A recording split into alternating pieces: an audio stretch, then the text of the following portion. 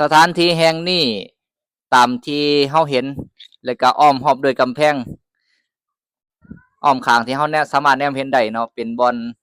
เป็นวัดนิโคธารามสมัยก่อนก็จะมีต้นไทรเพราะว่าคำว่านิโครธนี่แปลว่าต้นไทรเนาะห้ามที่มีต้นไทรหลายจะเป็นต้นไทรมีใบดกคมหนาเป็นวัดที่พระญาติของพระสัมมาสัมพุทธเจ้าได้สร้างถวายในช่วงที่เพิ่นเสด็จมาเมืองกบิลพัสในช่วงออกพรรษาที่หนึ่งระหว่างพรรษาที่หนึ่งหาพรรษาที่สองเพิ่นได้เสด็จมาก็ได้สร้างให้พระพุทธเจ้าและเราพระภิกษุสงฆ์ได้ประทับอยู่ในช่วงที่เพิ่นมาเมืองกบิลพัสนั่นก็ถือว่าเป็นวัดแห่งทำอิฐอยู่ในเมืองกบิลพัสอยู่ในแขวนสักกะนี่นะพระญาติได้สร้างไว้ถวายแล้วก็บ่อนนี่เป็นบ่อนถือว่าเป็นต้นกำเนิดของเวสสันดรชาดกเลยแหละเนาะเพราะฉะนั้นนี่ขันมาจัดบุญพระเวทอยู่บ่อนนี่คือสิคักเพราะว่าพระพุทธเจ้าตัดเวสสันดรชาดกนี่อยู่ในบ่อนนี้แล้วพ้นโบกคารพัสนี่ก็ตกลงอยู่ในสถานที่นี่เพราะฉะนั้นตอนนี้อาตมาก็ปรารถนาบ่ให้เปียกก็จะบ่เปียกใครเป็นฝนตกมานี่ปรารถนาบ่ให้เปียกก็บ่เปียก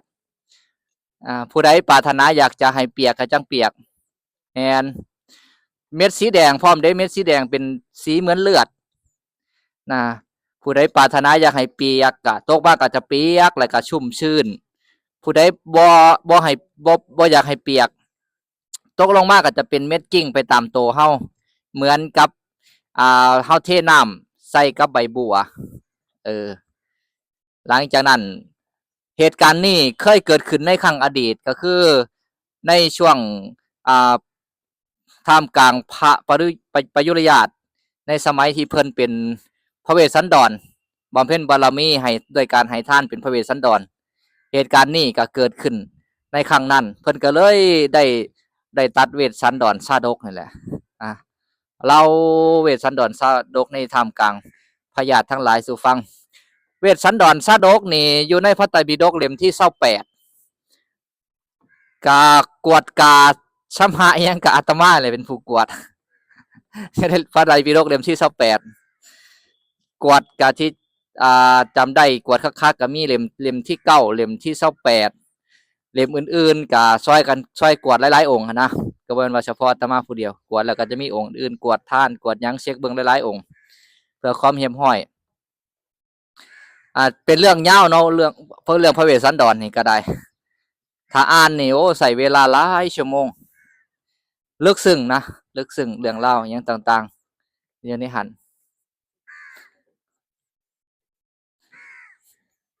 ปัจจุบันเวลาพระสัมมาสัมพุทธเจ้าถ้าเสด็จมาแขวนสักกะนี่ก็จะมาประทับอยู่บนนี่เพราะฉะนั้นก็สถานที่แห่งนี้ก็เป็นอีกสถานที่แห่งหนึ่งที่ว่าเป็นปูชนียสถานเป็นเจติยสถานเป็นสถานที่ที่ควรแก่การกราบไหว้เคารพสักการะบูชาเพราะว่าเป็นที่ประทับของพระสัมมาสัมพุทธเจ้าเคยมาประทับอยู่ในสถานที่นี้แล้วเฮาคิดเบิ่งเนาะพระอรหันต์ทั้ง 20,000 องค์ที่เสด็จมาเมืองกบิลพัสครั้งทำอิฐนะตามเสด็จพระสัมมาสัมพุทธเจ้ามา 20,000 องค์ 20,000 องค์สิหลายส่ำใดเฮาคิดว่าเต็มสถานที่แห่งนี้เพราะฉะนั้นสถานที่แห่งนี้ในสมัยครั้งก่อนนี่เต็มไปด้วยพระอรหันต์นั่งเต็มเพิ่นเหยียบย่ำกายไปในสถานที่แห่งนี้ทุกบอนทุกแห่งในสถานที่นี้ก็เป็นบอนที่ควรแก่การเคารพเขาก็กราบไหว้ระลึกถึงคุณของพระสัมมาสัมพุทธเจ้าของพระธรรมที่พระองค์ได้ตรัสรู้และก็ได้แสดงชี้แจงเปิดเผยแล้วก็พระสงฆ์ที่เป็นสงฆ์สาวกปฏิบัติดีปฏิบัติชอบปฏิบัติตรงปฏิบัติตามธรรมปฏิบัติสมควรแก่ธรรมเอาหันหน้าไปทางพุ่นเฮากราบก่อนที่จะลาไปทางอื่นเนาะหันหน้าไปอะระหังสัมมาสัมพุทโธภะคะวาพุทธังภะคะวันตังอภิวาเทมิสวากขาโตภะคะวะตาธัมโมธัมมังนามัสสามิ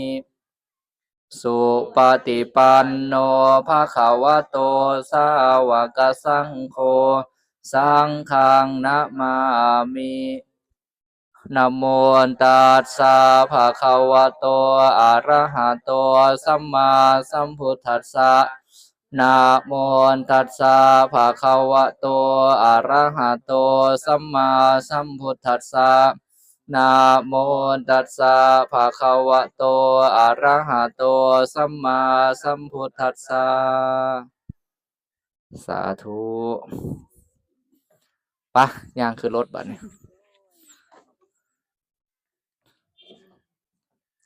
ได้มาเห็นกับเป็นบุญตาได้มาเจรจากับเป็นบุญปากได้เอาปากจะเป็นบุญใจ